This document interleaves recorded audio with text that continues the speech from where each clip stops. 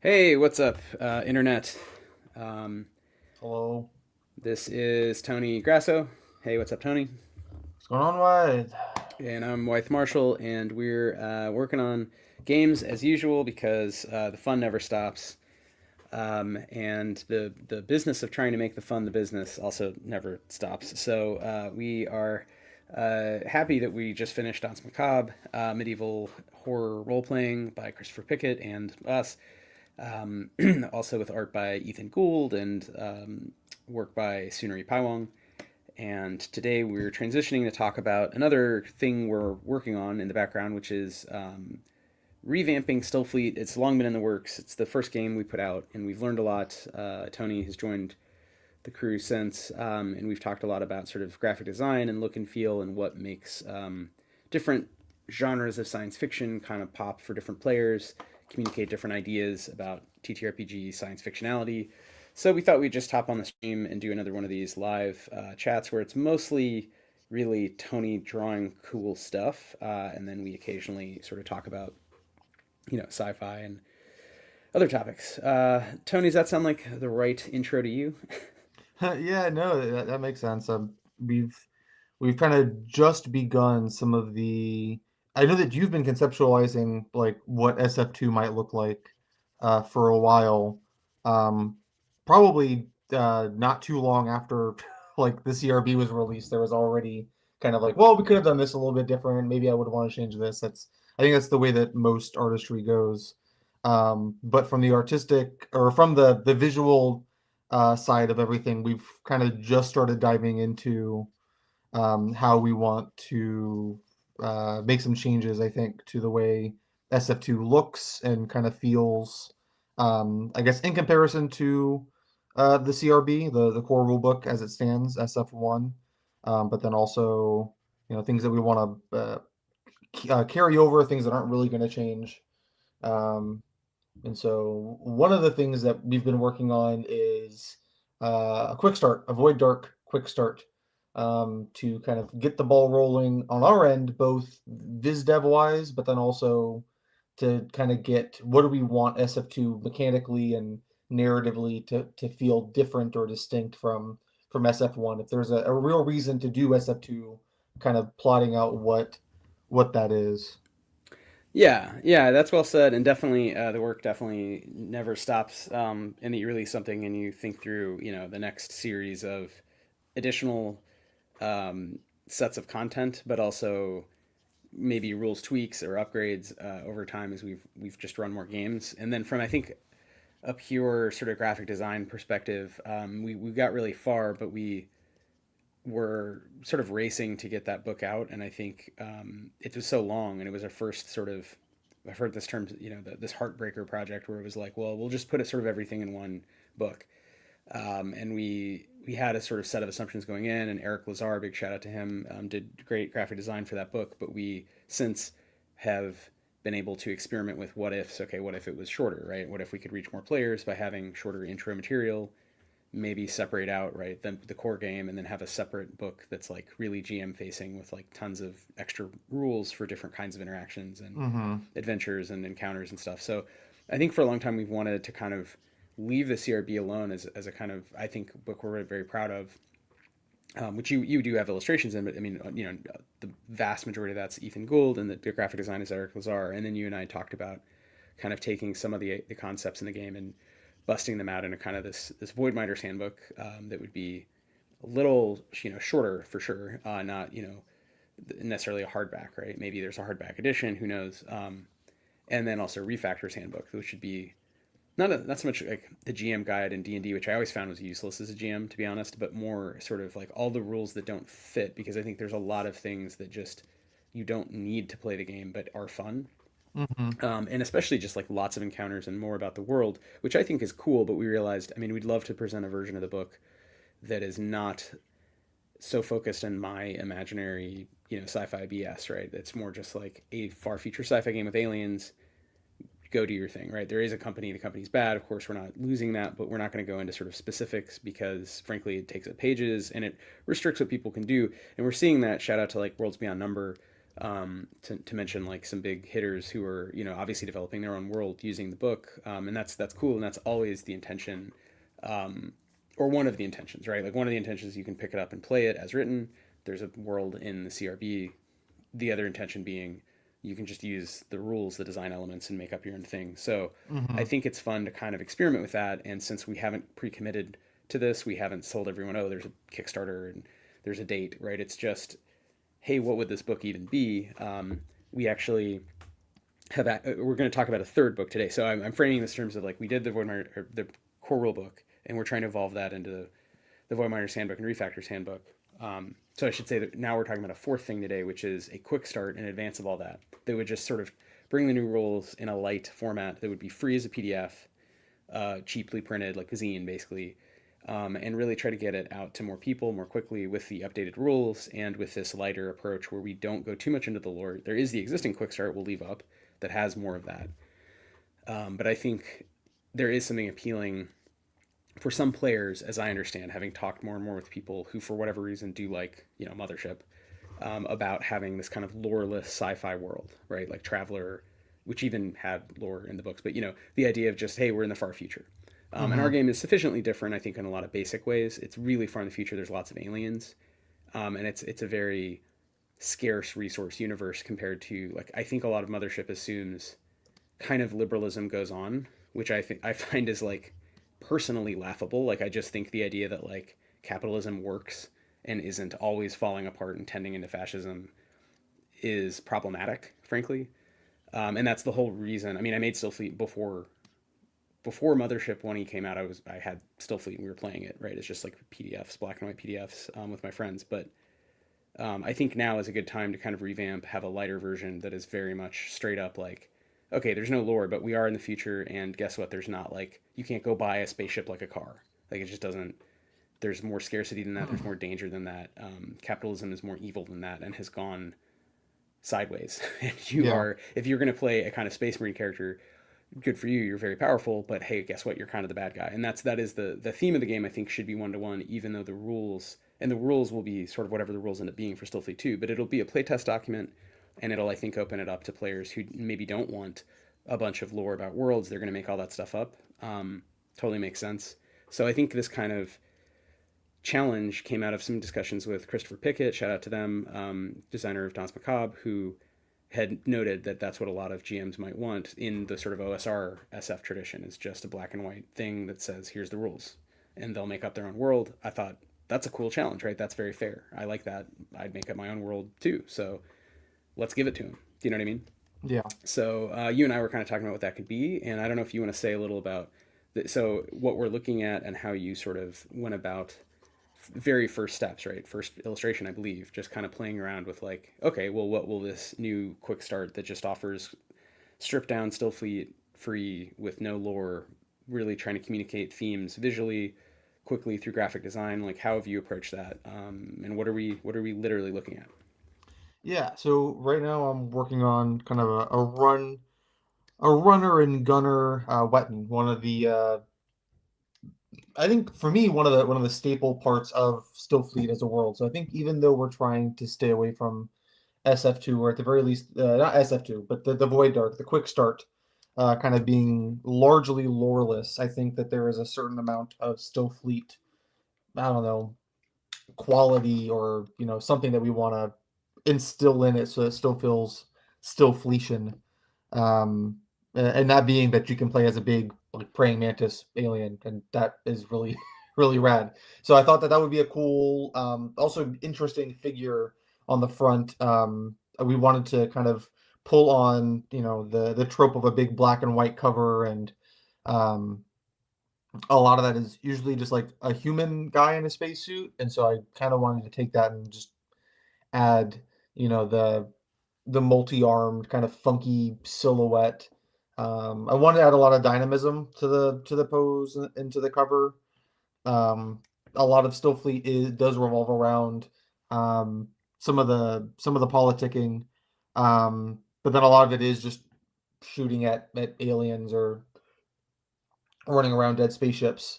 Um, and so we've talked a little bit about finding ways to do both of those, I guess, ideas conceptually across different covers or um,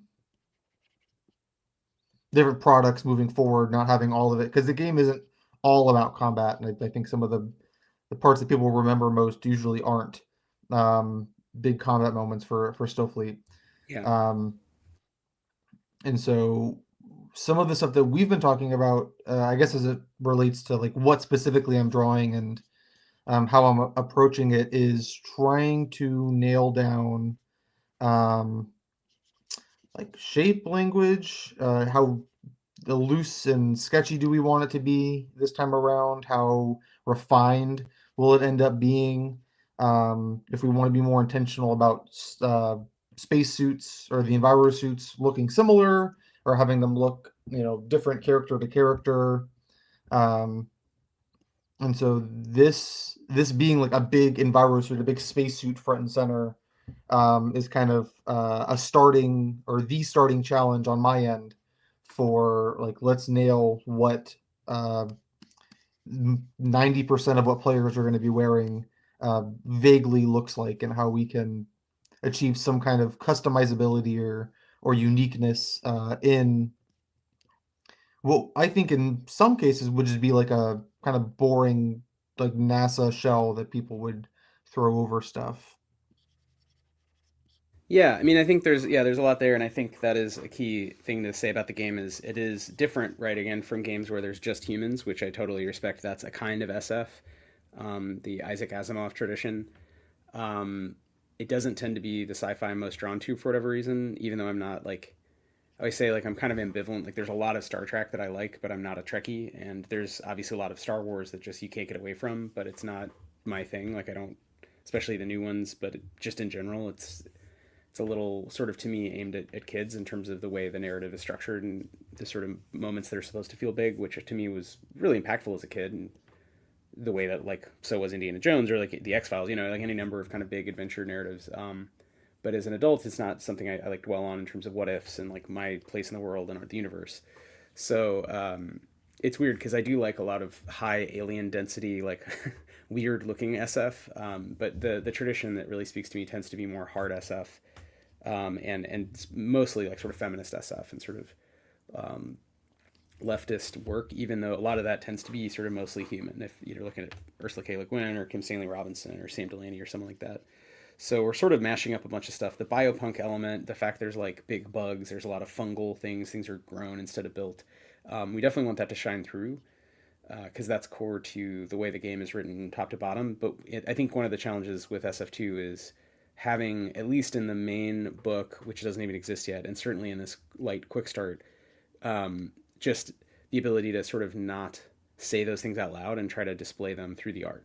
So I think it's a kind of cool design challenge, really for you, Tony, in terms of like drawing stuff as opposed to saying stuff about the game. Mm-hmm. And yeah, Waitons. So there are also mantids who look much more like praying mantises. So Weta are like big crickets that are real animals that are beautiful, and they're like cat-sized crickets. And the Waitons are the most common aliens basically in Stillfleet. So we thought, I thought it was a great idea of having someone with a spacesuit, having someone sort of running and gunning, like TTRPG adventure, implied violence. Something interesting is happening, but it's one person. Maybe it's kind of noirish, more in line with our stories that we tell. But having them be a Waiton instead of a human, and just foregrounding all those elements together, sort of mashing them up. So spacesuit, Waiton, some sort of violent encounter, but maybe not like a space marine in the 40K tradition, right? So Yeah. that definitely does cue up some of the themes of the game, sort of espionage and politics. And maybe it's they're scavenging and they're on an alien spaceship, a Hulk, and there's a fight, there's pirates, who knows. So I think it's a cool image. I thought right away it looked great, and you've done, maybe this is something you can speak to that's totally just about more, I guess, illustration design, but sort of design is you've drawn the legs a lot and arms a lot of different ways because it is a 6-arm figure and they're meant to be much Yeah. lither and taller than a human. So the spacesuit's different. Everything about it. I know you were talking a lot about not wanting to have boring spacesuits, but at the end of the day, it's a functional piece, right? It has to like Yeah. work. So I think I don't know if you want to say anything about any of that sort of design of the illustration and the cover in terms of making it look real and not like goofy, but also trying to like have fun with it and have it be kinetic and in your hand. So I don't know. Yeah, there's definitely a balance to be had in terms of like if I try and like these were some of where it was I guess earlier on. There, I almost did this illustration in two phases where I worked really hard, or I worked for a long time on like these kinds of poses, and like this illustration, um, and then there came a point where uh, I got like frustrated because I had worked on it for a couple of hours and like it wasn't doing what I wanted it to do. And the more I worked on it, the less it did what I wanted to do. So I think I took a break for a couple hours. I got lunch. I probably worked on something different, and then like I sat down, and really quickly came. I think I just redrew it. I think I said I'm just gonna scrap instead of trying to build on the old skeleton of it for super long. Um, this I think was one of the first ones that I did. Um, And so one of the discussions that we had was, well, they need to if they're on, if they're not on Spindle, they need like an enviro suit like more often than not. So here they're kind of just wearing like a like a bandolier and an ID badge, um, and so we kind of put them in a they have uh, they're kind of in a suit. This one to me feels kind of like a Buzz Lightyear, uh, I guess in terms of shapes here.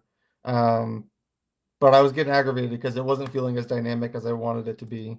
Um, I'm sure if I dug through all of it, because I like to keep the copies, I like being able to sift back through and see all Yeah, the right. junk ones. Um, I'm sure if I sift back through, I can find I guess the new drawing. Um, but yeah, the arms and the legs have gotten moved around. When we started the stream, I went and made the legs like there's probably a better word for it, but in three pieces with two joints, um, to feel more buggy than just having like a big human bend in the knee, like this. It's like, well, they're in all the illustrations that we have so far of them. They have the kind of big cricket looking bug shaped leg, and that presents like a different issue where with the human legs, I think because of the iconography of a person running, you can kind of get away with the anatomy being a bit funky, and they just look like they're running. But if you have a specifically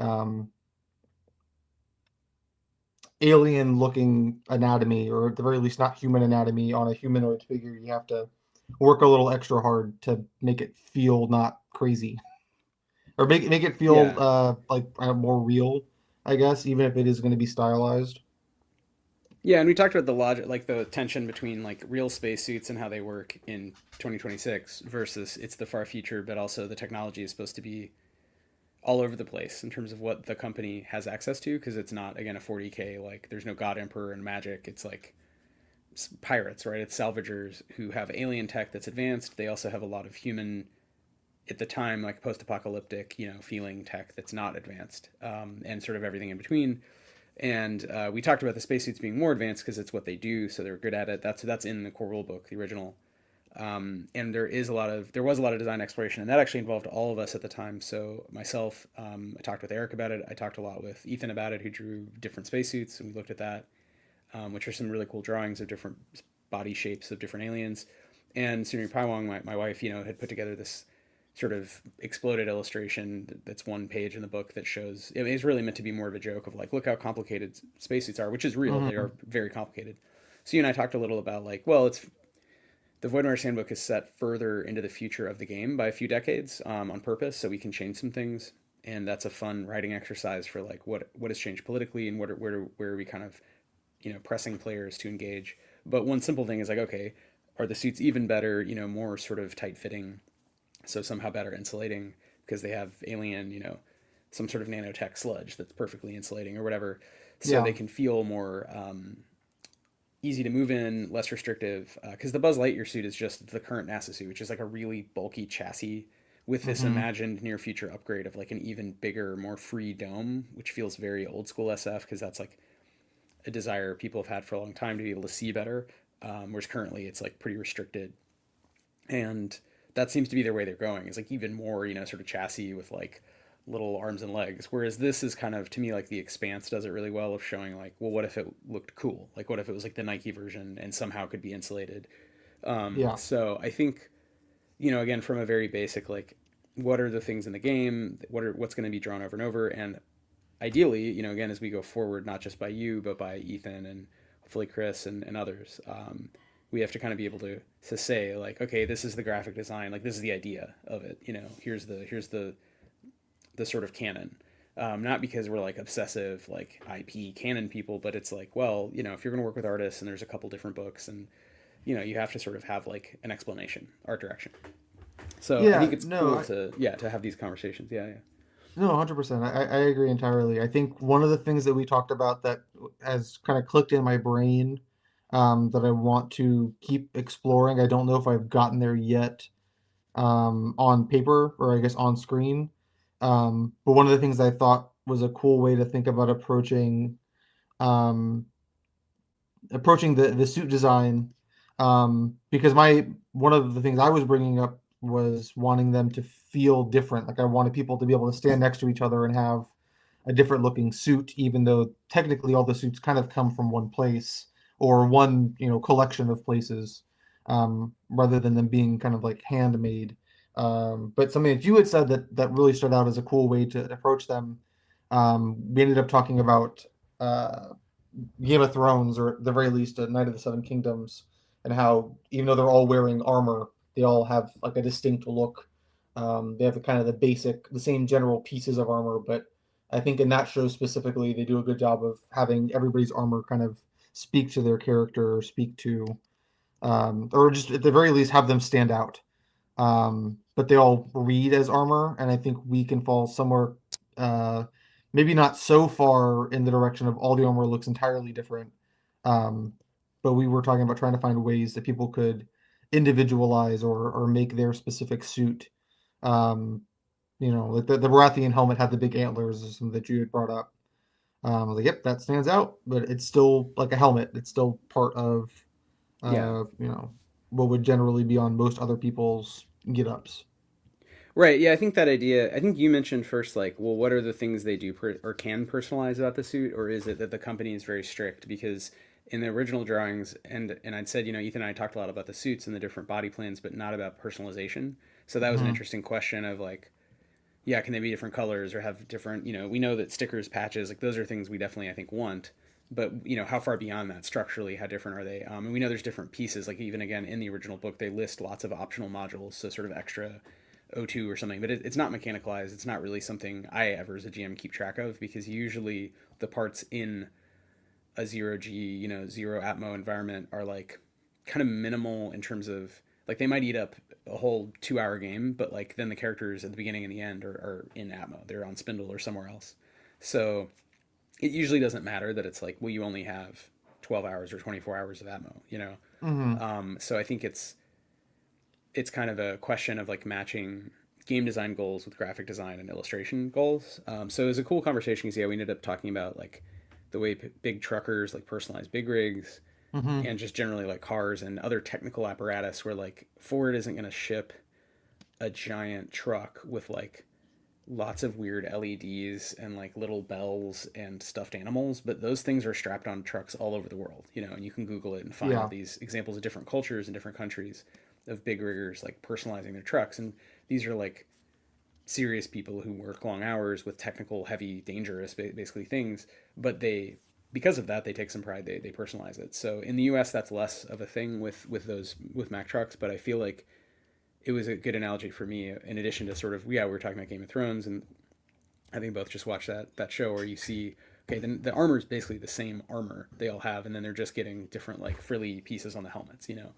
But it's different enough that it really makes people stand out. You know who they are. So maybe Void Miners, we push in that direction. And how do we encourage players to do that? Maybe it is mechanicalized. Maybe it is just like a list of random flavor. It's short sort of OSR style lists. Those appeal to me as a writer, but in terms of art, yeah, we have to also account for that visually. So I guess this is the first illustration, and we'll see hopefully at least a couple more in this book where there's different suits that look different. There's different characters who've sort of personalized their job as essentially kind of a space marine for an evil company. They're quietly quitting or whatever, but they come in with this identity, right? Yeah. So yeah, I don't know if you want to say more about sort of graphic design choices or thoughts more widely than this illustration for the cover, but kind of where you're going with trying to keep it zany, but there are core concepts that we want to show off, and if you have anything you want to share there or speak to. No, well, we haven't. I've done some stuff on the interior. I think one of the things that I want to achieve graphically with SF2 is for it to feel clean and interesting. And then given some of the conversation we had had last about doing some like zinier, punkier, like literal zine, like punkier pages for like different parts of the book graphically, and then having those juxtapose the company's like actual like tax forms and kind of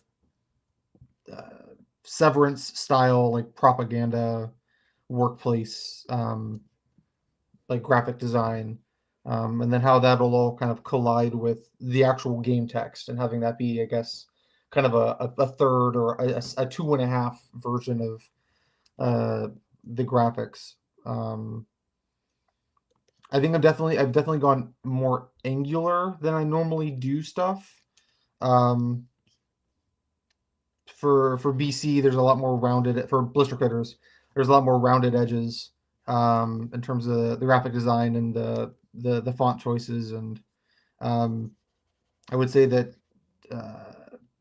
sci-fi is not outside the realm of what I do, but like the more geometric realm isn't usually where I like rest, I guess. Like it's not what comes most naturally, so it's been fun to try and build those muscles. I can pull up some of the layout stuff that doesn't really have any text on it, but it's been kind of what we've been sharing back and forth, or what I've been sharing to the team of like, here are some of the kind of graphical elements I've been Yeah, messing with, like the big mesh designs, I guess. yeah, we sort of started there, just like very basic elements and how to show off different kinds of sci-fi because again, we want to own this kind of biopunk and hard SF world with sort of serious politics, but the game is goofy satire, so there's a real tension built into like the game at a basic level, which actually is probably closest to like Warhammer 40k, which obviously is using a different kind of regime of like technical stuff. Like it's I don't know how to say it, tank core, like sort of heavy looking. Everything's really heavy and thick and medieval, um, and we're really focused on sort of high design biotech stuff. But then both games are ultimately about the main characters are the bad guys. And then what's lost in their case is Games Workshop just gave up on the satire completely, whereas we're like doubling down. Like I think the new version is going to be much more obviously satire, and a little Yeah. less like I mean, I think people generally get that the company's bad. That's not like a huge issue, but just kind of really summarizing that more quickly, I think, so that's right. It's less dependent on lore. You don't have to read all the lore to get why the company's bad or what that means. It's just sort of bullet pointed. These are really cool. I don't think I've seen these. I don't know what these are, but that's really fucking cool looking. So I don't know, Tony. Do you want to walk us through sort of some of the graphic design exploration that you started? Yeah, so one of the things that I started messing with um, was trying to keep hold of the kind of mixed media feel that a lot of SF1 has. So not having things be super refined, but maybe just uh, like uh, like when they zoom in on CSI and like it's an impossible, like just kind of running like a added greebles, added some details over top of kind of the existing, um, I think, expected bits. Um, so these are some of the earlier illustrations. that I was doing, trying to keep kind of a loose and dynamic feel to everything. What else is in here? I have I have to clean up my documents for my sketch documents. If I don't know if you can read them from the video, but this one's called Even More Layout Tests. This one's called More Sketching, and this one's called More Sketches. Yeah, those Uh, might need a little bit more memorable names. Probably, but they're not right now. They're not going towards anything specifically. They are just messing with the shapes. So one of the things I found that was fun to mess with was um, rendering out these like 3D meshes, which you can make 3D meshes just on your iPhone. Go outside and take a scan of like a cinder block, which is literally what I did. Um, I've also been scanning in an engineering textbook that I got at a thrift store like a couple years ago. I'm not interested in engineering, but there's plenty of cool sci-fi shapes and little bits that you can kind of just scan in, and it does a lot of the sci-fi geometry for you. Um, but the biggest thing that I've been doing um, is the 3D meshes. Maybe I can just pull those in specifically.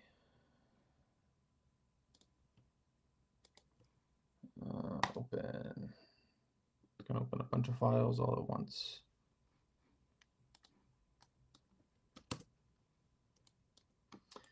So, like, essentially, this is one big 3D mesh that I've taken a render of, and then for various parts of the layout, I just kind of zoom in and find a cool place in the various 3D software that I use. I can like reposition the mesh so that it kind of gets into an angle that I think is interesting.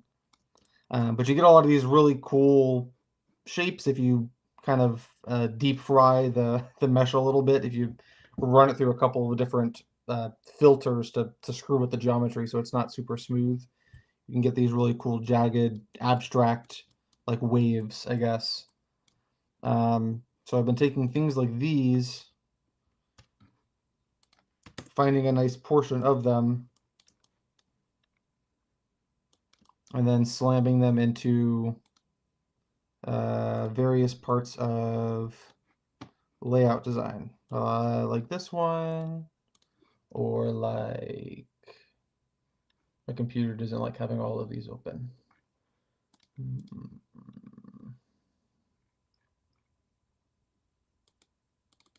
Like I really like this shape. Yeah, I like that sort of pizza shape, but it also could be like a star chart, like a graphic about a in the lower right. Oh yeah, that's really sick. Yeah, I remember you showed me that sort of pink. They look to me. The reason why we started talking about some of this was nanotechnology and the idea of depicting Mm-hmm. things that are basically by definition invisible in certain ways. Like they're you can bump them with light, but you couldn't really see everything the way we'd want, or we could show them as kind of they look almost I think like bacteriophages, like kind of like a D20, like a virion, like a virus particle, like like a D20 with like a tail. Yeah. But I think the problem with that is like that's an individual thing, but what we're talking about are kind of swarms of them breaking apart and remaking and doing work on human cells and on inorganic material. And so like how do you show that? And it's happening at a subcellular level, like a literally nano scale. So, I think the idea of these sort of polygons, swoops, and kinetic kind of patterns is that they could stand in for some of the technology, either real human technologies that we're proposing will be more advanced, or alien tech that where it's like, I don't even know how it works, and some of the tech that's indistinguishable from magic in that sense. Mm-hmm. And that graphic design can do some of the work where illustration is really good for a lot of the concepts that are closer to the human. But I think sometimes illustration just as a mode in RPGs struggles with like for me at least, I'll just speak for myself as like I do like fantasy. I'm not really a hater of fantasy, but like I like sci-fi more. Sci-fi is my thing, and I think with fantasy, there are moments when I see really well rendered like spells that look really dark and like witchy, and I think are powerful. And there's moments where you see these really well rendered, beautiful images of like fireballs, and it doesn't hit me. It doesn't feel like anything. So I think that's one of the graphic design challenges I think for us to worry about is like we could do well rendered sci-fi art that just feels like every other sci-fi thing you've ever seen, but it doesn't really communicate the emotion. It doesn't really tell you anything about the world. And then we could also do like these are really cool, yeah, like explorations of sort of form and shape and contrast that tell you something about the way the world feels to live in, and the way that you have like very high tech alien stuff all around you working, and you don't really even know. Like most people can't fuck with it, right? So it's kind of a dangerous world. But I mean, so is I would say in 2026, I don't really know how my computer works. Really, at the end of the day, I can't really fix most aspects of it. I can't fix the internet if it just fully like lost internetness. So yeah, like these are great. These I think are getting at. Did you draw that also? This is the Gyro Muppet. Oh, cool. Yeah, yeah, yeah. Yeah, so I think like these are images from concepts in the game that are being re-explored for a kind of second edition, where we're going to use graphic design a little differently, building on some of the learnings and some of the concepting from the original, and probably, I mean, hopefully, ideally with the same artists as well. But I think just starting from a place of like, I don't know, what are some backgrounds, right? What are forms that communicate this is the world of the game. These are the kinds of things happening in the game. So I think it's cool that the approach you've taken. I don't know how I would start this either. So I think engineering textbooks, taking pictures of stuff, zooming in, twisting it, like, yeah, that sounds right. I don't know if others, I don't know if anyone in the chat or someone watching this later has different thoughts on sort of how to do SF art and design exploration. But I think Tony, you've done a great job with this initial leg of sort of just what are some images of the game world, And Yeah, shout out and to my brothers in the chat, so just shouting him out. But yeah, what's up, Tony? Sorry. no, it's been fun to explore and mess with, um, kind of expanding how I can use some of the tools like more than I do, like in other cases where like where were they? These things, these like big 3D. These ones are like they don't have like the meshes on them necessarily. Um, but these like renders are something that I just made in Illustrator that I think anybody can just make in Illustrator, where the Illustrator has this newish tool where you can essentially I just took this, which is just a bunch of scribbles, doesn't do anything. Um, or doesn't look like a whole lot of anything, and you take it into Illustrator and it gives you a bunch of buttons to essentially make it 3D and then like spin it around itself.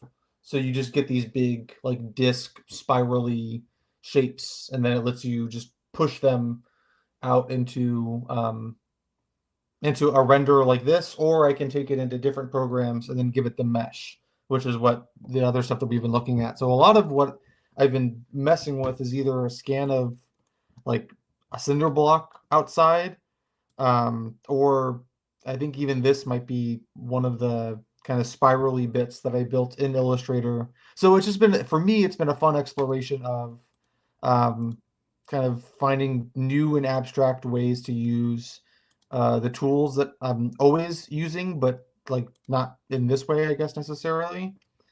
Um, but then also being a bit more abstract with my shapes than I normally am. I'm usually very uh, illustration driven and like character driven.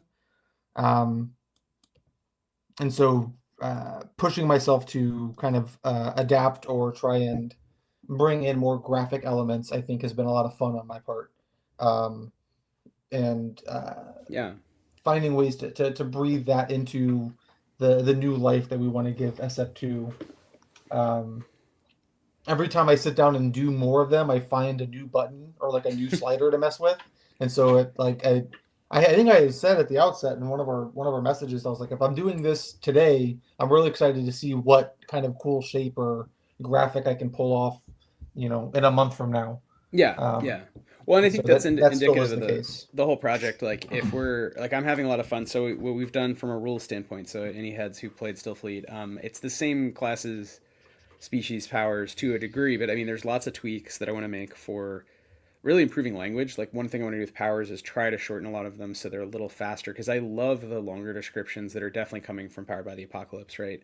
In the original book, but they are longer. They just take longer to read. So for new players, and if you already also if you know the game well, they're kind of not that useful. They're most useful for like the first time you're reading, if you're the kind of player or GM who likes to read every single word of a RPG book. But that's obviously only one subset of players. So, to appeal to more players, we want to have a version where it's basically a lot of the same powers. The mechanics generally work really well, but, kind of can we say them in a punchy way? And I think the art and design, similarly, we love a lot of the art from the original. Again, we want to work more with Ethan and Chris, and hopefully maybe Amanda Lee Frank. I don't know. We'd have to go back to her. I think Tony, you and I brought up some other artists that we admire who we'd love to reach out to and just be like, hey, we like your work. Some of that is dependent on budget and scope. But one of the first steps is having a design world where we know kind of generally the rules of the game, how we would explain, like, okay, these are sort of things that are in the game visually. These are things we're using. These are things we're staying away from. So I think we sort of didn't have a lot of those rules. I mean, we had sort of guidelines, and we certainly have branding in terms of like the header and the font stuff. But I think it's a little bit different to do a deeper dive. And I think to your point about the sort of what you could do with a button, it's also, I've been going back through every single note for like 10 years of playing this game from through the CRB and beyond with lots of people, and saying like, what are cool ideas, what are powers, what are health science powers, right, that didn't make it in the final book. Maybe I'll swap some out, so things that I think I've seen players never use, like a couple of the powers. Most of the powers get used, but maybe there's a couple that just really feel underpowered. Okay, let's take those out, swap something cool in. Yeah. Even at the level of class, I mean, a lot of this is with the idea that the company is under more pressure. So long story short, like, time has passed, the company's had some big wins and some big losses, and because it's a metaphor for U.S., Anglo-American, capital, they're in crisis mode, just like we're seeing today as we tape this. Like we're in World War III, with the U.S. and Israel like attacking Iran. It's just like crazy. So it's like, all right, well, the company then has lost some planets. It's fighting a sort of Maoist insurgency, the Honorable Company. At the same time, it's competing now with the Federation of Unhuman Kingdoms, who've gotten into space, and they made deals. They've made kind of devil's bargains. And the Mantids. So you have these real biopunk dimensionauts who are like traveling through different dimensions and keep popping up. And, we'll throw in some other sort of threats, but a lot of it is the company's lost whole worlds that have decided to not work with the company, not be sort of soft colonized by the company. And so as Void Miners, you're going to be asked, in a way more starkly, to like do either bad things, or just like you're in a world where you are the bad guy, even if you're doing something helpful. And I think that, like, on the ground. And I think that'll be something that'll be fun to write. From a rules perspective, it doesn't change a ton, but we did decide, I still need to talk with Ian Dirk, author of Kadita, but we wanted to bring in the Hook as kind of a basic class because of this kind of spy or spy hunter, because that feels like, yeah, we want to push the game. I mean, it's always been a game with a lot of espionage, much more than like large scale combat, but why not have that more baked in? And I do think, in addition to swapping out random powers, another big one was species, and just having, in addition to humans and Waitons and some of the species that definitely aren't going away, Gelast, Mornfolk, we wanted to offer more sort of Terran species, tighter integration with, some of the concepts in the game that we want to foreground even in a bullet pointed fashion, without sort of any deep lore, just to kind of have a through line that feels very lively. I think one of the things I'm critiquing myself on from the original version is that some of the species, they're just kind of, oh yeah, they're from some planet. Yeah, that planet sucks. We never go there. It's not mentioned in the book. Yeah. They're all on Spindle now. Yeah, whatever. And I think that's okay. They're sort of emigres. A lot of the game touches on migration as a theme, but I do think it's more fun to have sort of tighter loops where there's mechanics, concepts at the level of like choosing your species as an alien, and then some sort of plot hook. And those three things go together. So like, oh, I see, this person's from this world. There's a mechanic that relates because of that. And I think, so, again, some of them, there's good examples, and even with the level of splitting out, so you can have sort of, because there's different kinds of humans. So instead of calling them species, we're just saying that there's different communities of humans. We'll do the same with Waitons. So there's at least 2 communities in the main book. I think on this quick start, we'll only have 1 community from each species, except humans. There'll be a bunch of kinds of humans from different worlds, basically. But in the main book, I think we'll have a few different communities to sort of show off, like, okay, there's people who will start with different stuff because they're from different places. So these are simple changes, and if you've played the game, nothing I'm saying is, I think, upending your experience. It would enable us to actually have two different timelines at least. Kadita's actually in the middle, so it's sort of three, right? The CRB, Kadita, and the Void Miner's Handbook. I don't know how much we're going to support that or like do time travel narratives. That would be like a later, even more complicated thing.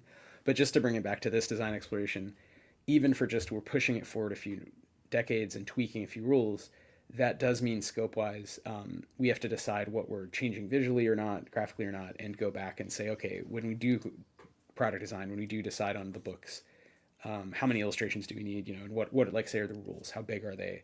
So I think this initial exploration for this kind of super fast quick start to play test is only the first step, and then maybe by the summer we'll bring on some more artists to these discussions and kind of have more of a sense of kind of where we want to go in a bigger in a bigger way. But I think a lot of that will be driven by people playing the game. Hopefully on the server, we're going to launch a new playtest campaign. Mm-hmm. So if hopefully Tony, you'll join that as well. And if you folks do want to join, if you're seeing this again, not on March 22nd, but a little later, you haven't missed anything. I'm talking about a month from now. So a month from now, we'll be kicking off an open Stillfleet 2 playtest. Hopefully I'll have just, very simple, ready to go new rules by then. So classes, species, some weapons.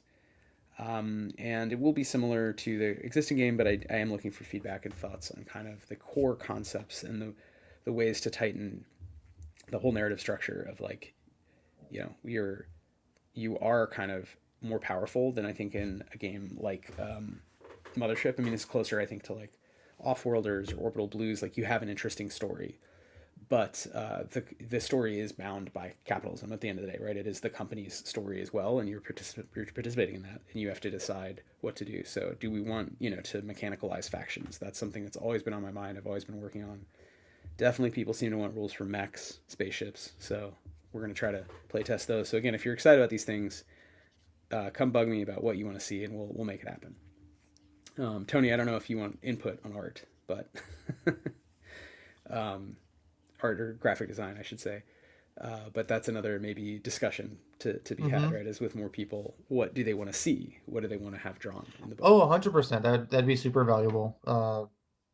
Yeah, as much as people, I feel the same for most of the games. Like, what do people want to see? I can draw this guy a million times. Be like, well, we know what a big bug looks like. We don't know what this specific kind of power looks like when it's activated. Like, all right, well, like that might be more useful, or more drawings of like rocks or landscapes, or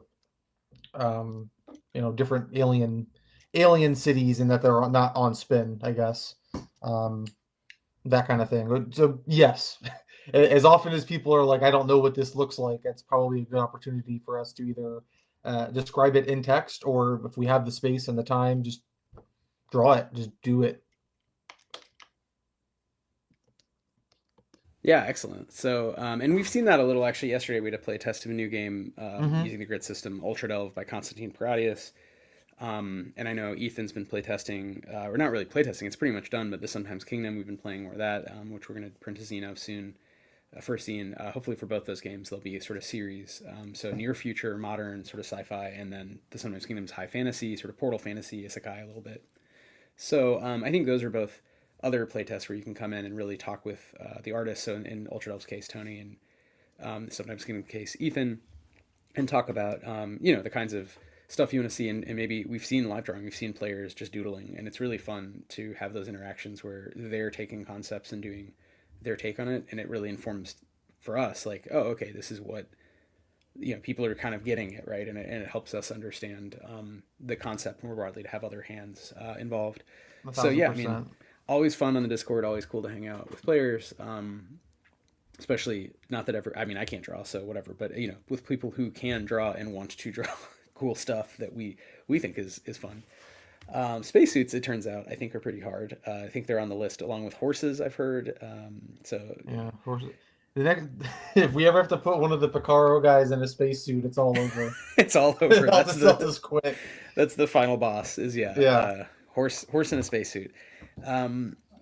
Well, there are one of the characters in Narm, the long running sort of high level Hulk crawl game that's been going on, Stillfleet, the open community game, which we're actually playing later today, part one of two of the big finale of season Mm-hmm. whatever. But the current version of Narm uh, has a body that is like they're an ox, they're a AI, but they have like a body that's a watch that is usually strapped to a headless metal horse, a Zorse, which is a canonical thing in the game. Because why not? Why not? Yeah. If you had a horse that was also sort of a rocket powered, like what are the things in Star Wars? Pod racer. It's like, yeah, it's like that. Mm-hmm. So yeah, come out. Honestly, the biggest issue I'm having right now with this illustration is just not making it look like he's wearing a diaper. Just because of the body shape where it is like segmented, and I guess typically they would have like a waistband to some extent.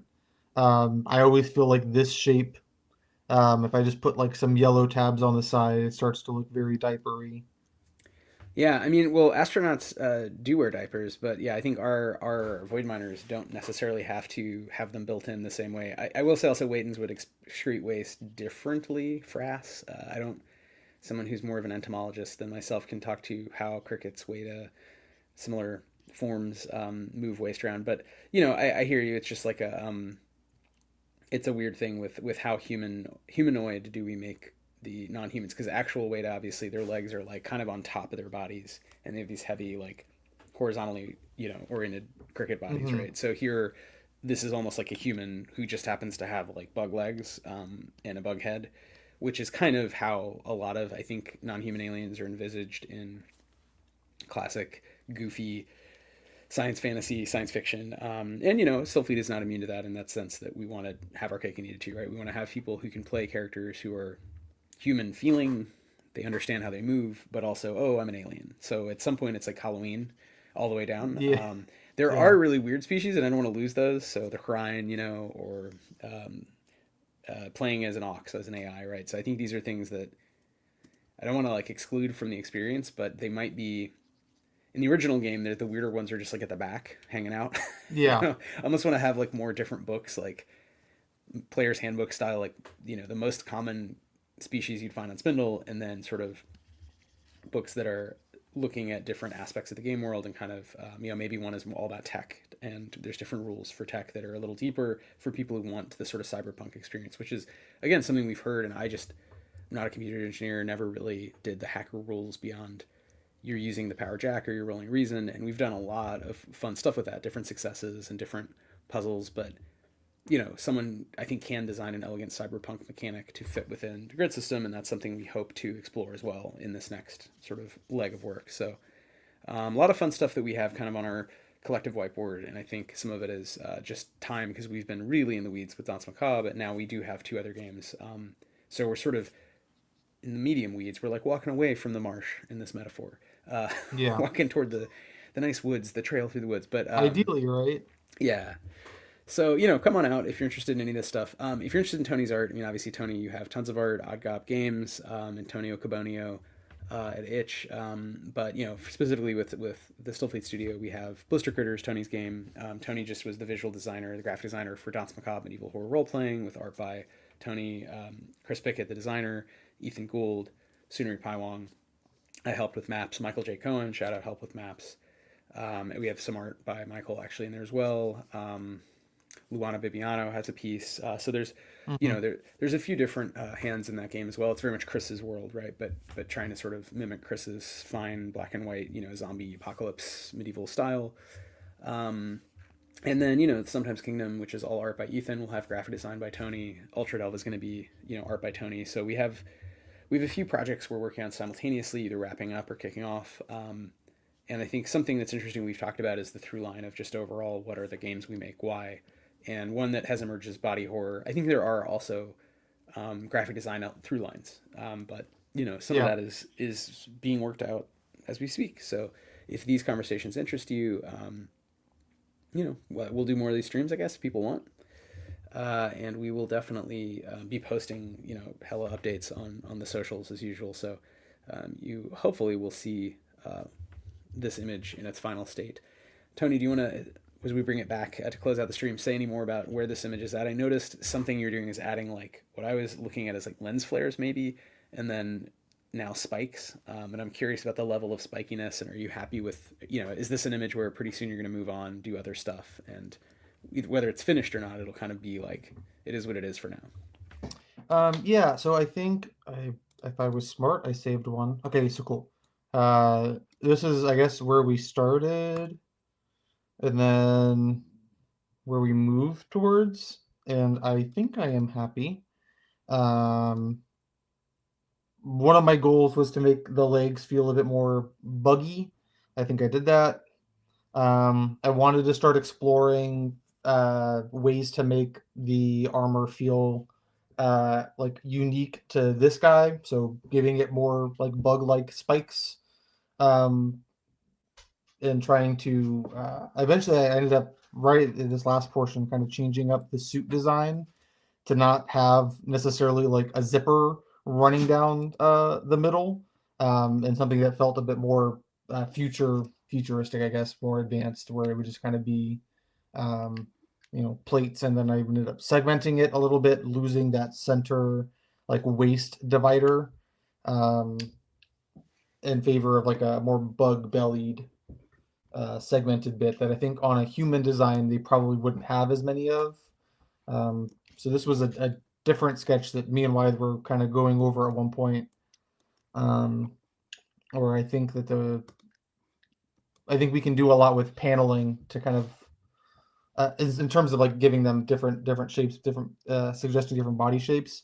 But then not to ramble for too long as we're closing out, but we had also discussed them the Enviro suits looking more, or they wouldn't look more like U.S. military uniform, but they would look broadly similar in that you can look at various military uniforms and be like, oh, that's this branch, or that's for this you know version or era of it. Um, and so I was trying. I don't know how well it's working. I might have to reimagine how I'm wanting to execute it.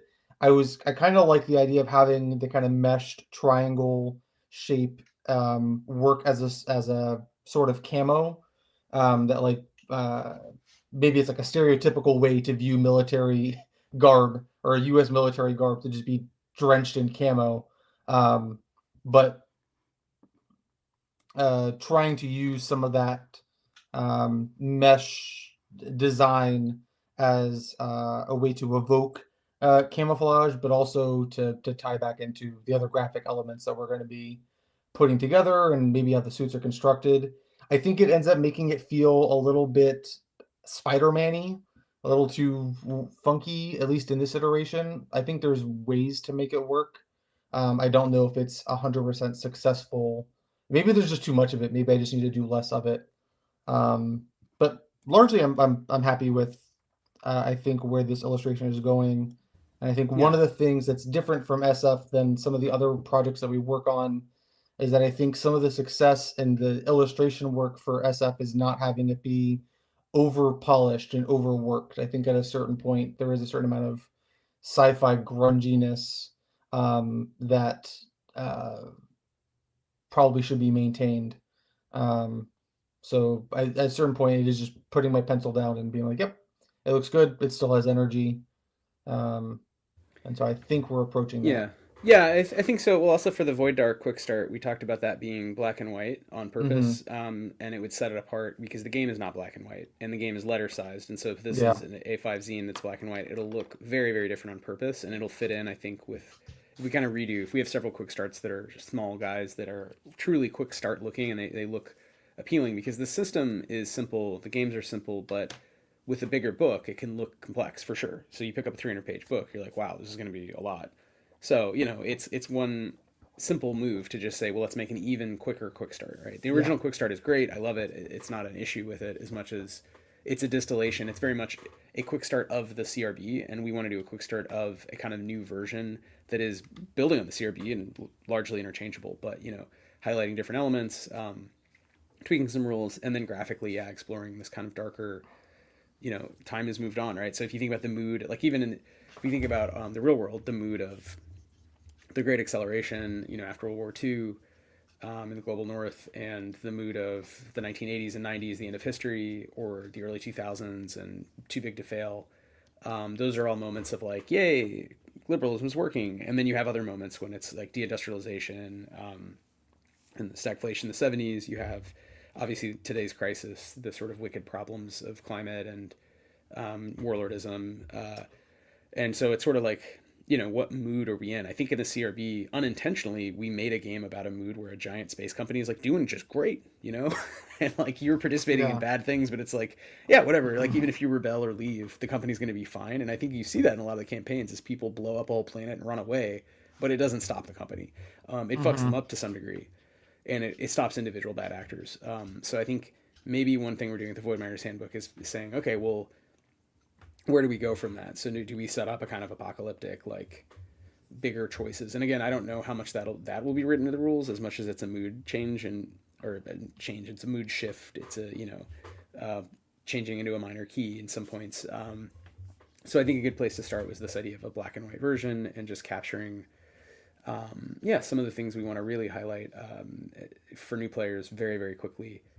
And in the new version, not only do you get an envirosuit, your envirosuit comes with like a dagger, a walkie-talkie, a little algae paper memo printer that's sticky, like little sticky note printer, because we Hmm. think that's funny, and it also feels tax bunk, like part of the world of the game of like doing reports on paper. And I think giving players very quick ways into kind of like the stuff on them and what their job is like will hopefully make it even more appealing to more players, and they can always then customize and get into sort of the let's go shopping montage moment that some players like to do when building a character. But you can also play kind of playbook style, just here's your class and you get a gear kit with a bunch of useful stuff. Hmm. So those are some things to look forward to. If you're intrigued by any of that, let us know. We can come back and talk more about designing the game and graphic design and illustration and bring on other artists. And we'll probably also maybe do one of these, show off a little more about Ultra Delve or sometimes Kingdom as those games Yeah. come toward print readiness. So with that, if we have no questions from the chat, Tony, is there anything else you want to say or highlight before we sign off? No. Come back later today for the finale of NARM. That's a very good reminder. Yeah, in just a couple hours, so at 2 p.m. Eastern Daylight, we will be running part one of our two-part finale. So this weekend, next weekend of NARM, the ongoing Ultra Structure Hulk Crawl campaign for Stillfleet. It's been open. It's been sort of West Marches, but it's definitely grown. People have leveled up a lot. And that will be a fun one. It's very much player driven and GM driven, and not just by me, but by Jesse King, who also sort of authored a lot of this content, Ryan O'Connor, but now Jennifer Monken and a whole bunch of other folks have really added a lot as players, and we do have 4 GMs.